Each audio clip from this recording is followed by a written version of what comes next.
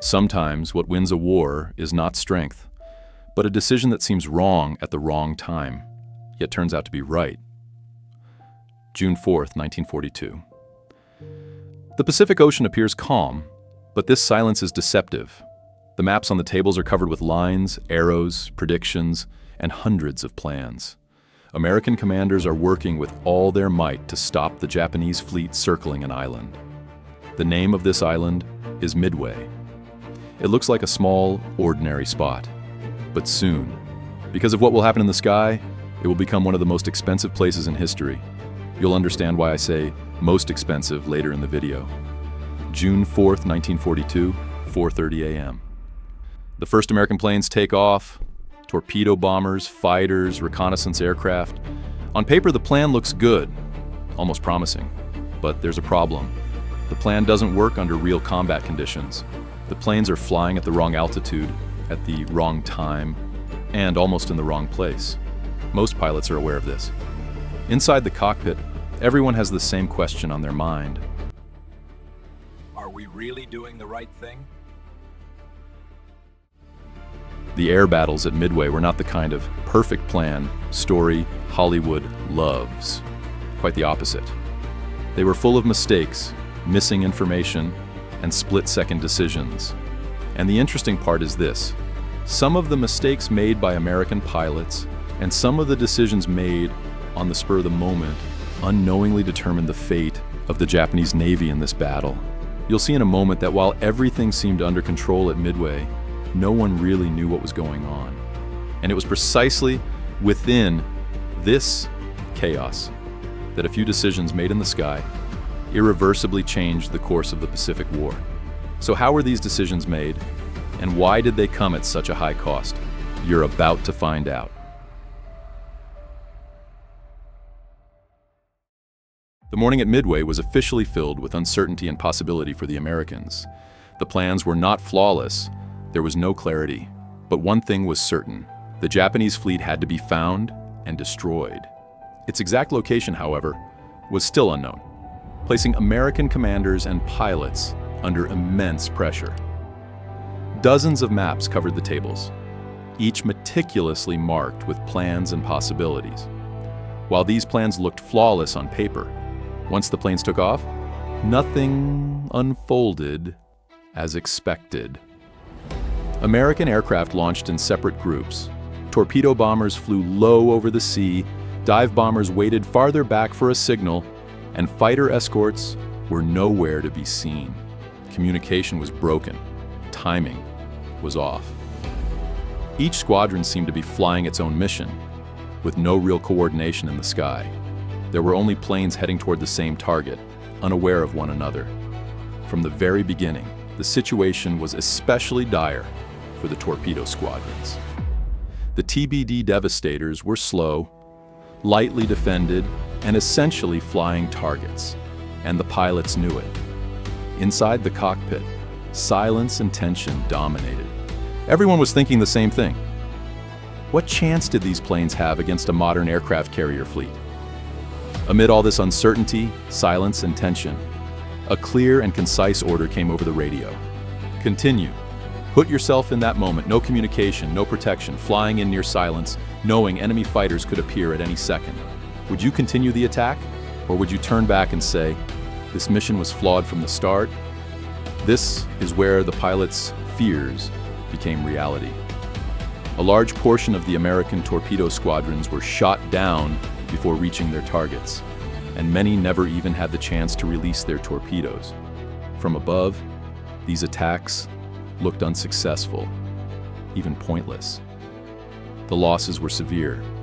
This part of Midway is often glossed over, because the meaning of that sacrifice is not immediately visible. Yet what makes Midway different is precisely the impact of this failure. While all of this was unfolding, chaos ruled the Japanese side as well. The decks of their aircraft carriers were crowded. Planes returning from the strike on Midway Island were landing, refueling, and being rearmed. While preparations for a new attack on American ships were underway, bombs lay exposed on the decks.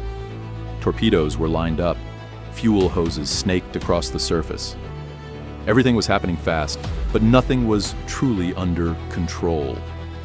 For Japanese commanders, the priority was clear: the threat of torpedo attacks coming from below.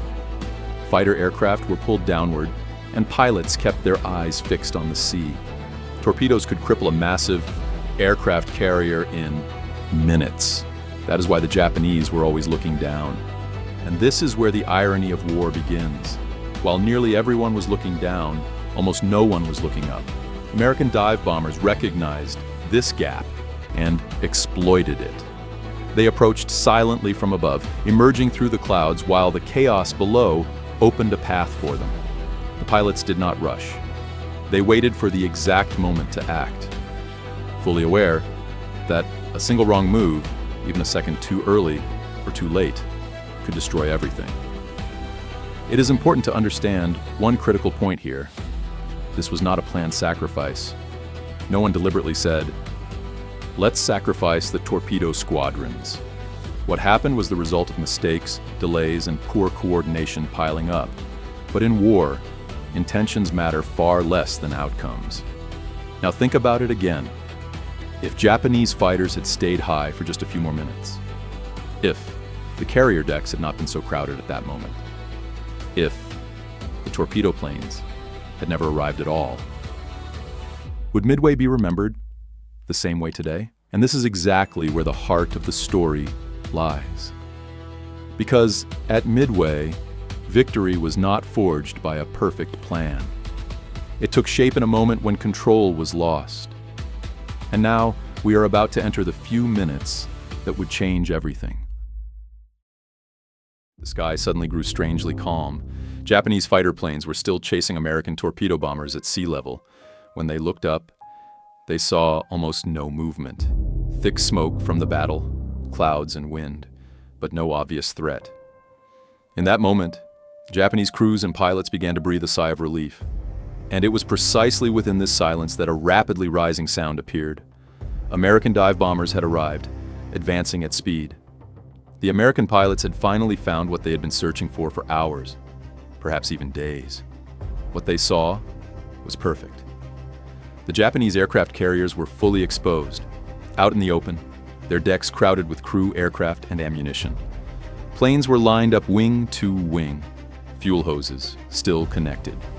This was the most vulnerable moment an aircraft carrier could face. At that instant, every pilot understood the same thing. This opportunity would not come again. And then the dive began. The American planes suddenly tipped forward, their noses dropping. They plunged from high altitude at an almost vertical angle. G-forces slammed into the cockpit, gauges spun wildly, and the pilots now had only seconds. A target had to be chosen. Lined up and bombs released. Everything had to be done perfectly and on time. Even a single second mattered. And for the pilots, that 1 second felt like an hour. Anti-aircraft fire erupted from below. Tracers tore through the air. Explosions burst around the planes. The cockpit shook violently, but no one pulled away.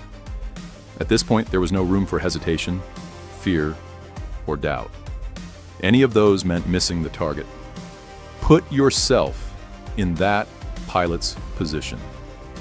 Below you, just meters away, are enemy ships you have been searching for, risking your life for days to find. Ships whose destruction could decide the fate of the war. Time is slipping away. Release a second too early, and you miss. A second too late, and you may be shot down, with everything you've sacrificed meaning nothing. Those few seconds decide the fate of Midway. The bombs hit the decks one after another. The first explosion, then the second, the third, the fourth. Fires ignite. Exposed fuel erupts into flames. Explosions spread in a chain reaction. Aircraft on the decks burn one by one. Smoke floods the control rooms.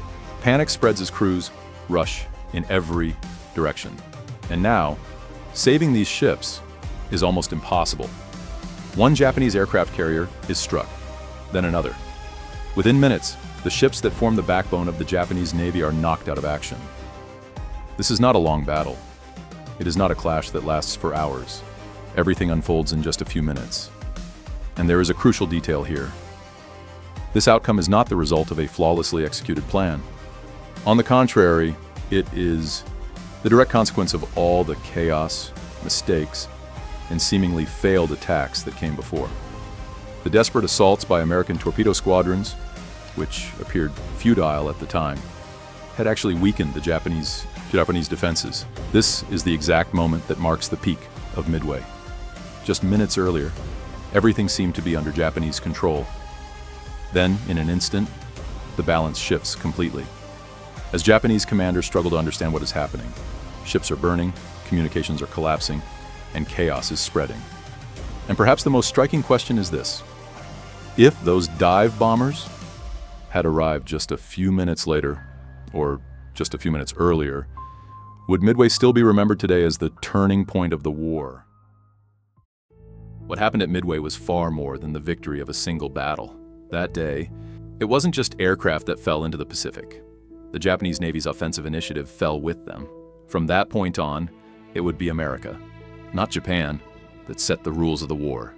Most American pilots had no idea that what they did that day would change the course of the war. Nearly the entire torpedo force was lost. Many brave pilots never returned, yet the void they left behind created an opening in the sky. And this is where the bitter truth of Midway lies. Victory came at a heavy cost. What makes this battle remarkable is not perfection. Quite the opposite. It is defined by mistakes, incomplete information, and split-second decisions. Midway was not a story of you win if everything goes according to plan, but rather, sometimes you win because nothing goes according to plan. One of the most striking characteristics of American air warfare is exactly this: the ability to turn chaos into advantage.